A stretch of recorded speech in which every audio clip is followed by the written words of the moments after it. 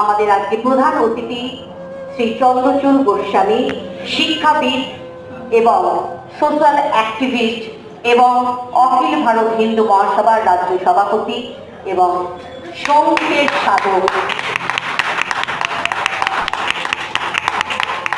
একইভাবে ভিক্টোরীয় প্রদান এবং আমাদের আজকের বুদ্ধ পূর্ণিমার ব্যক্তিত্বকে স্মরণ করে তার প্রতিকৃতি তুলে দেওয়া হলো। এক গুণী ব্যক্তিত্ব আর এক গুণী ব্যক্তিত্বে এইভাবেই বরণ করে নিলেন। আমরা পরবর্তী আমাদের যে বিশিষ্ট অতিথি রয়েছেন সোশ্যাল অ্যাক্টিভিস্ট অনামিকা দে বরণ করে নিচ্ছেন এবং সম্বর্ধনা জ্ঞাপন করছেন বিশিষ্ট